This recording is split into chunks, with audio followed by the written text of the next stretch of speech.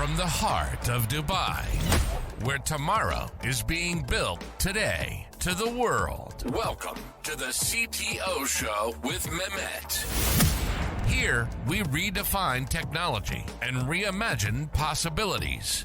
With Mehmet, delve into the riveting realms of AI, cybersecurity, and digital technology.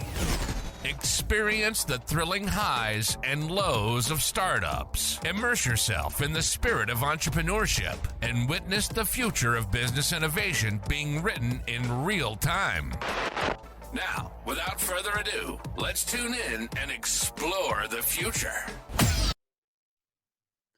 Hello and welcome back to a new episode of the CTO Show with Mehmet. Today I'm very pleased joining me, Jamal Ahmed. Jamal, the way I love to introduce people is I keep it to themselves to introduce themselves. I have a theory. No one can tell about someone else better than themselves. So this is why I would say the floor is yours. Of course, I know like many people knows you. You are a very known figure in the field of data privacy.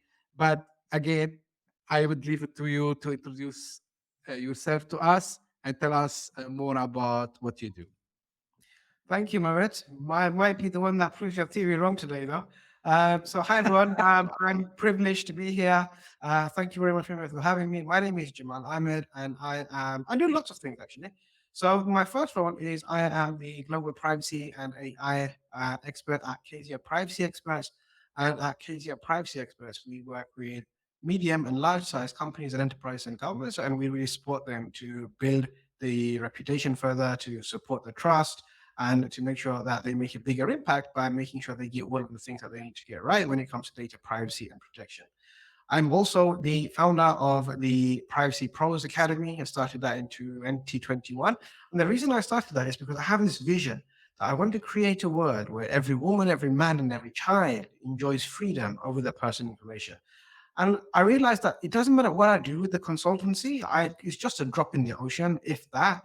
But what I can do to achieve that goal is if I can create a community of world-class privacy professionals around me, if I can empower them to be world-class and get enough people in our community so that we have somebody in every company, every government organization, every public organization around the world, then eventually at some point we will achieve our dream of making sure that every woman, every man, and every child has freedom over their personal information. So I started the Privacy Pros Academy, and that's where I help people to get the practical skills, the knowledge, and the know-how they need to really have a thriving privacy career. I'm also the founder of the Privacy Pros podcast, #1 data privacy podcast. It goes out to 137 countries now in the world. And I'm looking forward to having more of you join us there. So that's what I do professionally. In terms of achievements, you can see this book behind me. I'm the international best-selling author of the Easy Peasy Guide to the GDPR, #1 in India, #1 in Canada, and #1 in the UK. Bestsellers list for 8 months now since release. So alhamdulillah, I'm very grateful for that. And as you can see behind me, I've won multiple awards, Fellow of Information Privacy. I was awarded Best Business Awards. I've also been awarded the Freedom of the City of London by the City of London in recognition of the authorship and of the actual contribution I've made to the City of London when it comes to helping their firms protect data privacy. So lots of fun stuff going on there, lots of achievements, lots of accolades and awards, and I'm very grateful to God first and foremost for all of those. But it just shows that when you put the effort in, you can achieve whatever you want. Like when you look at my background, there's nothing amazing, there's nothing that stands out. In fact, I probably shouldn't be where I am right now.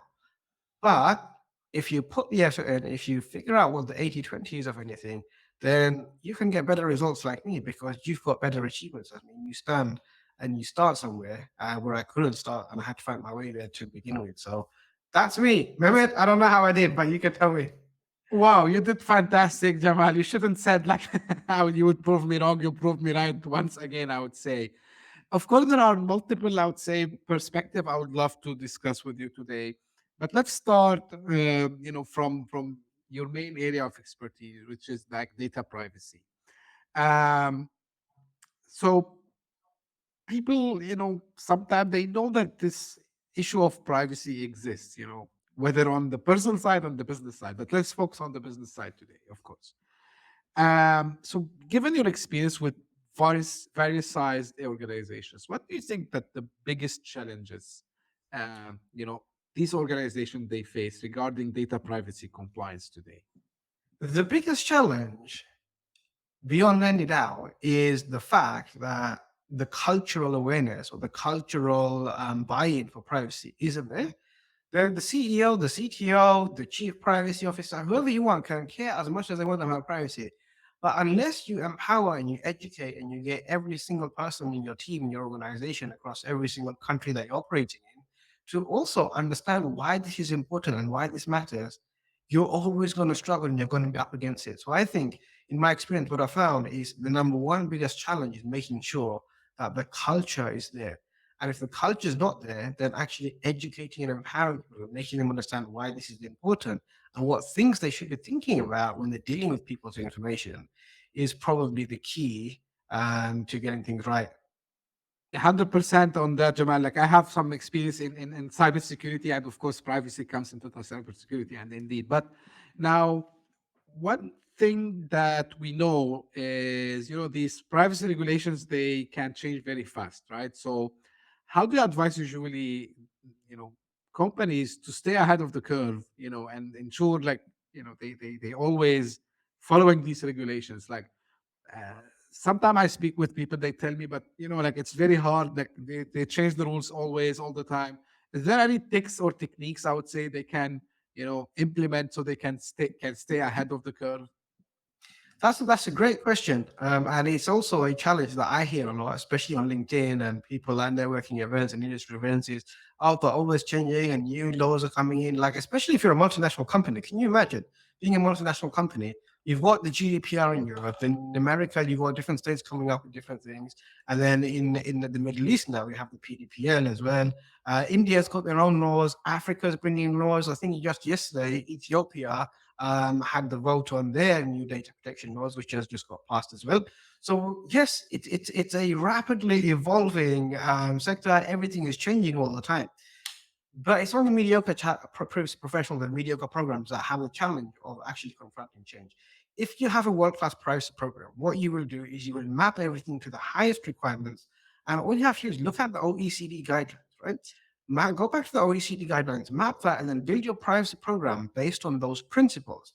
Now, if you build a privacy program based on those principles, 80 to 90% of every single requirement that comes out in every data privacy law, you'll already be compliant with it. There might be some tweaks that you need to make. So, for example, let's say the OECD guidelines, they talk about the need for transparency. So we know that if we have privacy notice that covers where you collect information from, who you share it with, what you do with it, how long you store, what rights are, blah, blah, blah, blah, blah, then that's going to be compliant. And every other privacy law that comes in pretty much asks you to do the same thing. The only challenges I found is if I'm dealing with the jurisdiction of Australia, there's one other thing that we need to add. And if we're dealing with California residents, then obviously we need to have that do not sell or do not share my information button as well. But if you build a world-class privacy program and you identify all of the different jurisdictions, all of the different requirements, and you map it all back to the most stringent requirements, and for me, that's the OECD guidelines, and you base it on those principles, and it doesn't matter what happens, what changes, your program is going to be fit for purpose. You just have to make one or two slight tweaks. You won't lose any sleep over it. There's nothing to stress about, but you have to be a world-class privacy professional, and you got to think big picture from the beginning. And I think that's where the challenge lies is most people, they don't go and find the right mentors. They don't have the right people in their networks, and they just rely on what they know and what people around them know, which might not be the best practice when it comes to global programs or even programs that are multi-jurisdiction. Absolutely, Jamal. Now, I know that you interact with some clients here in Dubai, in the UAE. So you mentioned that there are some cultural issues, and these can be some present some challenges, but at the same time, the region is changing very fast, especially the UAE. So, what do you think the key steps?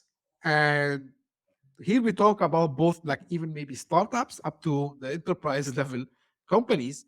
Uh, so how they can ensure also they are like compliant on the local and international level at the same time, like from data protection standard perspective. That's a very good question, because when you come to Dubai, you see how multicultural, how diverse it is. And one of the things that you'll see is there's lots of people there from Europe. Now, if you're dealing with data from European residents, whether they're there for a short time or they're there on holiday, then you might find that you're also in scope of the GDPR. And that means Europeans can actually exercise those rights, but they have certain expectations about what you will do as a company in the Middle East with their information, which they're used to for the rest of their lives. So the challenge comes is, okay, in Europe, they see privacy as a basic human right. They've had the data protection laws around for a long time now. So they're very mature. And then when you come to somebody like Dubai and you see the workforce, a lot of the workforce is actually from countries like India, from countries like the Philippines, where they haven't had this level of maturity with the data protection laws at home. And now you're bringing them into a region where there isn't existing data protection laws. It can be challenging. The other thing is, when we spoke to people in the Middle East, one of the things they said is, look, we believe that we are being monitored most of the time by our governments anyway. It's just the way things are here. And so if we was to invest in our privacy or our security or our privacy, let's say, we're more likely to spend money building a tall fence than we are about what's happening technology-wise or with our phones, for example, because we know all of those things are being observed. So you've got to kind of appreciate all of the different challenges, the different mindsets that people have and where they come from and what's important to them or what they perceive to be important to them. But that doesn't mean that we forget about the people that we're trying to deal with, we forget about people trying to serve, because there's also research that shows, especially if you're a startup, that people now value their privacy more than most other things. In fact, data is the most valuable commodity at the moment. If data is the most valuable commodity, that means privacy is the most valuable currency that we have right now. And what you need to think about is, what's the currency that you're trading with? And how much of the privacy currency do you actually have in your wallet? If you don't have enough of that privacy currency, it's time to take a look and say, what are the things that I can do to make sure that when people are interacting with me, they understand that we take their privacy seriously. But don't take my word for it. Go and look at companies that spend billions of pounds on researching what matters to individuals, like Apple, like Amazon, and see, why are they taking out advertising space? Why are they buying spaces and advertising the message that they care about your privacy? How are they selling so many cell phones without talking about the features of the phone, without talking about the value, without talking about the battery life, but just saying, we care about your privacy? And when you go and you do your research and you realize, hang on a minute, there's so much to gain. We can actually get a competitive advantage by looking at these things. It becomes amazing what you can actually achieve just by showing to your customers that you care, so that they have more of a reason to trust you over your competition. Now, you mentioned, the example of Apple, and of course, I've seen a lot of ads, about companies that they tell their audience that you should care also about privacy for many reasons. But if you want to think about it from, I would say, a little bit business perspective, do you agree with me, Jamal, that when me as a company, whether I'm a startup, and let's say startup, right? And I like to focus on startup because young entrepreneurs, sometimes they are in rush to do many things, so they forget about some important stuff. Uh, protecting privacy, and I want to hear your opinion on this. To me, if a company is trying its best to protect my identity from being leaked into the hands of the wrong guys, that means they care about me. So here, data privacy and implementing data protection, it's not only for the sake of protecting the company itself, it's actually a way to establish kind of a trustworthy relationship between them as a company and their vast majority of the customer that they will be dealing with. Can I put it in this perspective, Jamal? Do you agree with me on that aspect? I agree with you 100%. I mean, that's essentially what it comes down to. So look, we're talking about the Middle East here, right? The most dominant faith around the Middle East is Islam. And if you look at data protection laws, the earliest data protection law you probably come across is the United Nations Declaration of Human Rights, 1950s. And that came as a result of the atrocities that Europeans committed against other Europeans, right? But if you go back 1400 years, more than 1400 years ago in the deserts of Saudi Arabia, and you go back to the beginning of the time of the Prophet ﷺ, what you find is privacy was established. That's the first time we see privacy established. And actually, if you go into the Quran and you look at Surah Light, you can see that's when privacy, physical privacy, all of those boundaries are established. And so we can see Islam gave us privacy. And so if Islam has given us privacy and is part of the fabric of society, what does that actually mean? It means that when someone trusts you with something, the amana, you have a duty to look after it. So if they're trusting you with their personal information, their passport, their phone number, their email address, their medical history, their habits, their bad habits, whatever information they're trusting you with, you have a duty to keep that trust and honor that trust. And the moment you stop focusing on your responsibility to uphold that trust, that's the moment that you've actually violated their right to privacy and you've not held that trust. Now, the thing is, as a young startup business, the most important thing that you can figure out, or the most important thing that you have, is your reputation, right? Your staff will come and go, your assets will come and go, you create them. The one thing that you can't control and the one thing that you work so hard for is your reputation. But if something happens where one of your employees makes a mistake, where you're working with a company and you haven't done your research and something happens when you share information with them, that is going to ruin your reputation. And that's something that you're going to work so hard to build and you can never, ever do anything about it. For example, if you look at British Airways, they had a massive data breach here in the UK. But guess what? It wasn't British Airways' fault. It was one of the companies that they were working with. In fact, it was the baggage handling company. One of their employees had their password violated, but because British Airways didn't actually have segregation, once you're in their system, you have access to everything. They had responsibility to make sure that they damaged and mitigate against that limit. They hadn't thought about it. And you can see just by working with a company, another big company, that they thought knew their staff, that they thought wouldn't cause them any problems, has ruined their reputation and it's cost them billions. It was undisclosed what the settlement was, but we can see on the share prices it affected them significantly. Now, obviously, as a startup, you're not a listed company yet, but that's what you're trying to get towards. Who is going to want to invest their money and back a company who has a poor reputation, who the public don't trust, who stakeholders will trust, investors will trust you, and at the same time, to get a startup off the ground and to really start scaling up, you need to have the best talent around you. Who's going to want to work for a company that's got a tainted reputation? So it all comes down to the reputation that you have and what you're saying about the trust that's placed in you. If someone can't trust you with their data, why should they trust you with their money? 100%. I can't agree more with you, Jamal. And again, two things, I can, from my humble experience, share. So you mentioned something very important about what we call it in like the cybersecurity jargon, the supply chain effect. So because sometimes, to the example you gave about British Airways, so it's like, when my father taught me to drive, he said, like, you should be, taking care of yourself and taking care of the others, because you need to assume that they might do mistake, not only you. So Yes. it's the same. So it's the same thing, right? So when you drive on the road, of course, you should be 100% taking attention of your acts, and you should take attention of other people's acts. So this is exactly, it applies, I think, in the privacy and cybersecurity in general, because of course you might protect your data, whatever measurements you take to make sure the privacy is protected, but you need to take care and ensure that the partners you work with, they also do the same measures. So this is 100%, I agree with you on this one. And regarding, some people I used to discuss with them, they said, okay, so what? We know that they hear us on the mobile phones. We know that they do this. I said, yes, see, like, that's fine.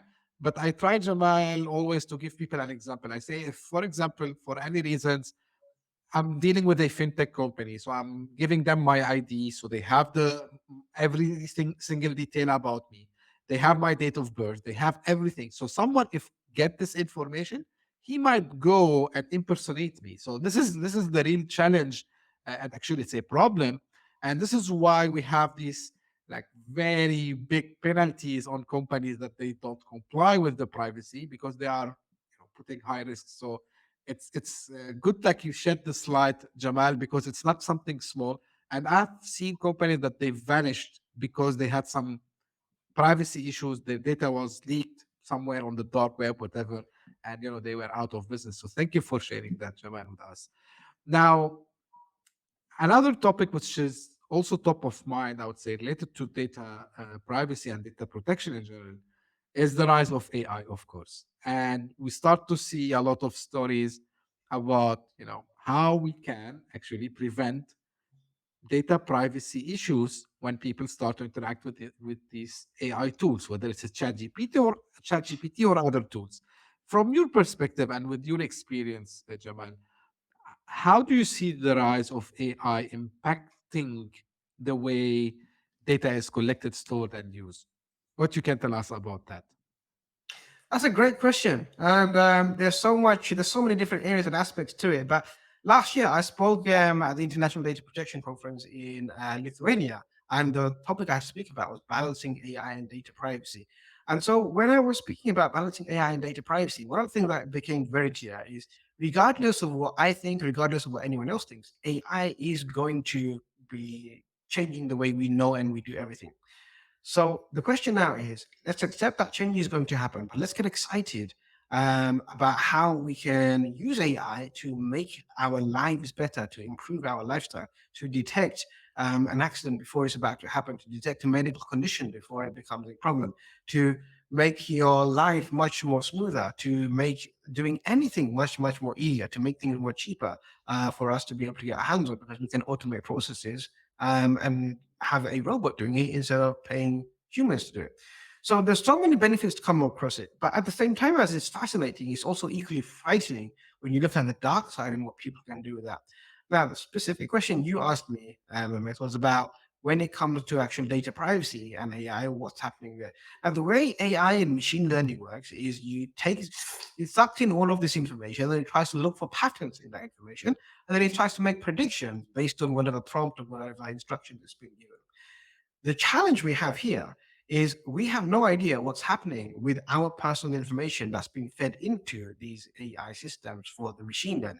We also have no idea where they're connecting this information from. And I don't know if you recall the interview with OpenAI CTO where she was squirming. She couldn't Yeah, ask the question if things were taking off, things like YouTube and Facebook. She just wouldn't answer the question. How can you be the CTO of a company that's producing one of this stuff and not know what information that you're collecting? And don't you think that people like me and you, we have a right to know, hey, if I publish something on Facebook, is somebody going to come and scrape that? If I'm publishing something on LinkedIn, if I'm writing a blog, if I'm publishing an article, if I'm going to give an interview on this podcast, if I'm going to give an interview in a newspaper or a TV show, is somebody going to take that and use it to train their AI system? And if they are, what are they actually training it to do? And how can I make sure that I'm comfortable with that and that I can trust them to do the right thing? Because it could be that they could be taking this information of mine and yours, Mehmet, right now and feeding it to pretend to be us, to go and do fake business with fake companies or convince them to do stuff using our authority and your reputation, right? So there's so many different things that people can do. And I think it was, I can't remember when, was it earlier this month or was it last month? It was published that a company or a chief financial director was duped into handing over yeah. £1 million because he thought he was having meetings with his company and they wanted him to make a payment outside the process. And they It had was all in these Singapore, I believe. yeah, they had all these fake Zoom meetings with AI staff Deep and all. fake. Yeah, so So, I mean, it's crazy. What's possible? Jamal, you mentioned something actually. This question I didn't prepare before, but you triggered something in my mind. Do you think previous events that happened regarding data privacy, because you mentioned Facebook and this is the interview with the OpenAI CTO, and of course everyone was saying, oh my god, that cannot be true, that must be a deep fake of her talking to a journalist. But nevertheless, do you think that these guys or maybe some other AI company, they assume everyone remembers, I hope, what happened a couple of years back with the big scandal of Cambridge Analytica and Facebook, right? So do you think like these AI companies, they assumed, okay, the data is already there, it's our right to go and do whatever we want with it. And that includes maybe, which is here is the dangerous part, and this is why we always, I'm sure like Jamal, you advise also people to do the same. Don't put everything on the public social media, which is anything which you think that in the future might be a risk for you. So I think these guys, they assume because of previous event, that they can do whatever they want. Do you think that is a logical maybe explanation to the way she answered that question? Well, I find the way she answered the question quite embarrassing. If I was working for a company or if she was one of my friends, I would find that professionally very embarrassing. Like, you're the CTO, you should know, and you should be able to give clarity on what's going on. If I was the CEO of that company, I'd be very annoyed that, hey, people are not going to trust us now. Like, you haven't given clarity. If there's no clarity, there's nothing to trust you because we have no confidence in what you're saying and what you're doing. And even her body language, you could see, was like, oh, she didn't want to answer. It's like she knew the question, but she didn't want to answer because she was worried about the repercussions. But no answering actually probably was worse in this situation than saying, yeah, we do. Okay, then people are going to have a problem with that. You actually do that. But saying, neither confirming, not denying, it's just opening up more questions and getting people to attack you and the company more. So pushing that to one side, let's just assume she did the best with the knowledge and resources and legally what she was allowed to say without getting in trouble at the time. Like, I have no idea what's going on for her behind the scenes, so I hope she's okay. Anyway, Mehmet, coming back to the question, what did you ask me is about Measures we can take, the measurements we can take. yeah. So one of the things is, should we put everything out there? So I always say to people here in the UK, at least anyway, if you was to be standing in Oxford Circus train station, Mehmet, you remember? I don't know when the last time you was here was, but if you was to stand in Oxford Circus and you was to hand the information out to people on a piece of paper by yourself, what information would you include on that? If you wouldn't include information on that piece of paper that you're handing out to strangers that are walking past, then don't post that online. Because like this, you can see who you're giving this information to, but online you don't know who's taking it. You don't know how long they're happy for. You don't know what they're going to do with it. So if you're not comfortable having this information over to a stranger, then you should not be comfortable publishing that online either. Yeah, and I know like some companies, but there are a lot of debates honestly, Jamal. Like, one of the things that happened once ChatGPT went out, everyone tried to say, hey, like, don't share company information with ChatGPT. I told people, I said it's hard to monitor that because how do you know what information they are putting there? There is no easy mechanism to do it. Now, some other people, they started to say, okay, we cannot control the people. Let's try to control the AI companies. And now here there's another debate that like Europe is blamed that they are very strict, this. And here's the voices that started to appear here and there. Oh, if you put a lot of regulations, you're going to kill creativity and you're going to make AI development much slower. What's your take on that, Jamal? Very interesting question. And there's so many different aspects that we can answer. We can answer from a philosophical point of view. We can answer from a legal point of view. We can also answer from a very pragmatic and operational point of view. So let's start off with the operational point of view first. From the operational point of view is if you have good data governance in place, if you have good classification, if you have good culture, then everyone will know what information is dealing with, what the classification of that is, and whether they can or can't do something with that information. That's like hoping that everyone gets it and you have good data governance and good classification and everyone understands that, which isn't always the case. Then you have the legal concerns. So yes, I think governments have a duty, they have a responsibility towards the citizens, towards society to protect them from the harms that could come about from innovation. I mean, we have laws in place. When you go on the road, it's not like, hey, we're stifling innovation, we're stifling how fast the cars can go or how innovative they can be. We have to balance that with safety. So governments have a responsibility and they need to make sure that they take care of those responsibilities to protect the citizens' well-being for the greater good of society. So I think it is appropriate to have stuff in place. I prefer when those laws are in is more like the GDPR. It's more principle-based. So it's very generic and tells you, think about these in this way, rather than you must do this, you must do this, you can't do that, you can't do that. So I don't like prescriptive laws. I prefer the generic principles. As long as it's within this, then it's tolerable. If it goes beyond that, then we think it's not good for our citizens. So that's what I like from a governmental legal point of view. And from a philosophical point of view, look, there's good and bad people. There's always going to be good and bad people. Absolutely. If you find people that AI is a tool, right? AI is a tool. So if the tool gets into the hands of good people, they will amplify that with good energy, and you will see some amazing innovation, things that are going to, really be life changing, things that are going to help people's lives come into place. But at the same time, when those AI tools go into the hands of bad people, the bad energy that they use to amplify that is going to be horrible. So, for example, if you look at money, money can be is a tool. It's neither good nor bad. It can be used for great things. It can be used also for bad things. It can be used to fund genocides, guns. It can be used to liberate people, or it can be used to oppress and commit genocide at the same time. So these are the things that we need to think about is when you have tools, the tools are neither good nor bad. The energy that somebody amplifies into the tool, that's what we need to think about. So what are we going to do? Are we just going to let human nature do that? Or are we going to say, as a government, we're going to step in and we're going to try to regulate that as much as possible to stop the people that have bad intentions and who are pure evil, try and put some controls in place or some protections in place or some deterrence in place to protect the good, honest, ordinary citizens of our countries.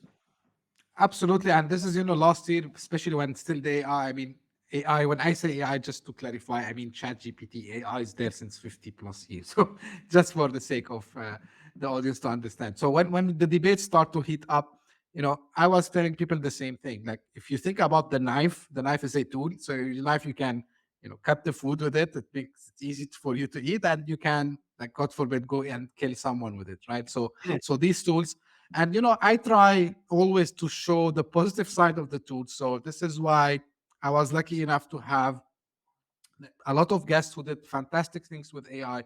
Just like a couple of months back, I had a guest from the UK, Dev, who's doing the AI in education, just fantastic tool. The idea is to bring teacher to every single place on earth. I had Dr. Harvey, 2 weeks ago, and again, he's trying to bring doctor to every patient across the globe, which is fantastic. So, of course, we have the privacy issues.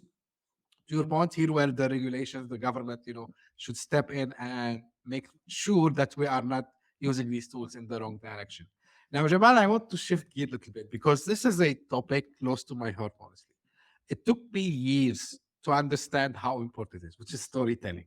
And I know, like, you have built a brand, uh, you know, around the data privacy actually, and you use this approach to you describe it as easy peasy, right? I'm interested to know, how storytelling played a role in developing your personal brand and making such a complex topic like all the things we were talking about easy and accessible to your audience. What's the secret sauce here? What is the secret sauce here? That's a really good question. So for me, when I do something, I want to make sure that it's effective. And if clients are paying me to do something, if people are coming and they're training, then I want to make sure that they leave with something tangible, but something that stays with them beyond just that session, beyond that week. I want it to have a lasting impression of them. And what I found was the more you tell people stuff, the less the retention period is. But the more you bake that stuff in a way that they remember it, they're more likely to remember that for years to come. And some of the things my students say is, hey, I just passed my exam. It was great. You know what? I was sitting there and I could hear all of the stories that you're telling us about how to answer the question, all of those things. So what we need to understand is people are emotional beings, right? So logic, yes, there is a logical side of things, but emotion and those emotional triggers actually drive us. And because we're emotive beings, it's the emotional pull that we have to make decisions, and we just justify it with the logic.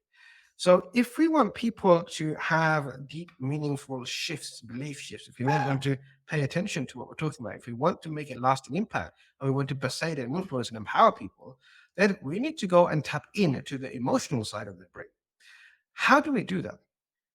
Well, we can evoke those things by telling stories, because when you tell stories, people start imagining things, people start feeling things. And if you can breathe vitality into the things that you're doing, even if it's something as what could be dull or dry as cybersecurity and data privacy, you can add flair and vitality and breathe that fun and the energy into it by telling stories. And remember, facts tell, stories sell, and people are likely to remember those stories for years to come because they will associate some kind of feeling with the character or with the problem or with whatever's going in, and it makes them it makes it easier for them to recall those things when they have a situation and they have to either answer a question or they have to deal with the challenge.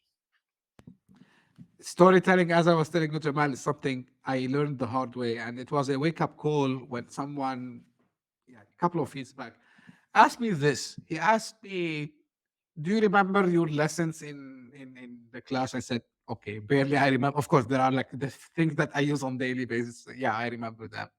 And then he asked me, "Do you remember the cartoons that you were watching when you were a kid?" I said, "Yeah, of course." He said, "Do you know why?" I said, "Why?" He said, "Because it was a story touching your emotions. It stayed in your head even after all these years." Yeah. While to your point, when you were going to your math class, they were giving you just facts without any rationale, right? So we are just grabbing information. Probably you have used it, but there was no story behind. He said, "This is why you would remember the cartoon, or maybe you would remember a song from your childhood, but you would not remember, like your lessons from school and college even." So that's 100%. And I learned, Jamal, and especially when I start to interact more with like tech leaders who they want to grab the attention of their team. They want to start like initiative. I said you should tell them in a story way, not in a fact way. Of course, facts are important. Same I tell to the founders. Tell me your story. Like if you don't have a story, you might have the perfect product, but no one will understand what you're trying to do. So this is why it's very, very important. Now, another thing, Jamal, which has also attracted my attention while preparing, and you are like a kind of someone who joined multiple things at the same time. Like it's a talent, honestly. Uh, so I know that you are also an NLP practitioner, and the NLP is something. Very frankly, if you ask me 10 years back, I'll say no. What is NLP? But of course, when I start to read, that I sit down, I find it's something important. So tell me, as a practitioner of NLP, how the power of reframing limiting belief, uh, can give us like completely new ways of thinking. And if you can share like maybe a anecdote or a story that can enlighten us about the importance of NLP. Wow, that's a big question. So I'm very fortunate that I actually came across NLP when I was very, very young, and it's something that fascinated me. And for those of you who don't know what NLP is, NLP stands for not natural language programming, but neuro-linguistic programming, right? So what does Yeah. neuro-linguistic programming mean? So neuro is brain, linguistic is language, and programming is obviously how we do a pattern or how we run something. So it's how we use language to program our minds. And what most people don't understand is you just think the way you think is the way you think. Well, no, there's a program that you're running. There's a CD that's stuck in your mind and it's on loop. Like, why do you keep getting the same results? Why are you still running the same patterns? Is because you've got a CD in there that's on loop. And what we do with neuro-linguistic programming is we say, hey, you know what? You can actually take that CD out and you can put a CD in that's actually more appropriate to where you are in your life right now. That might help you get better results, that might drive the kind of changes in your habits and your behaviors that you want to get the results that you need. And so neuro-linguistic programming is all about how do I use language to change the results that I'm getting to think differently. And remember, look, the truth is, when you look at my history, you see that my parents, they both are immigrants, uneducated. They came without any education from their home countries to this country. And they did whatever they could. My mom was a homemaker. My dad was a worker. He was doing very low paid jobs, manual labor jobs. So I'm not someone that had parents that guided me with education. And in fact, when you look at where I was born and grew up, where I grew up, you will see that I grew up in the heart of East London. And I actually grew up in an estate called Ocean Estate. The estate was so bad that the government was given 54 million pounds was given as a national lottery grant to demolish the estate and to build it back up again. Where I grew up, on my staircase would be junkies stealing, junkies taking needles at night, smoking heroin. My neighbors were getting raided by the police every other day. It was normal. That was the reality of my life. And the only thing I could see at the time was the people that were successful were the people who were selling drugs or who were involved in other crime. Like that was my reality.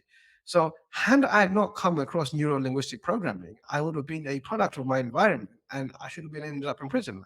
Most of the people I grew up with now, they're either in prison, taking drugs or selling drugs, right? And it's very sad. There's a few people that actually managed to break out of that.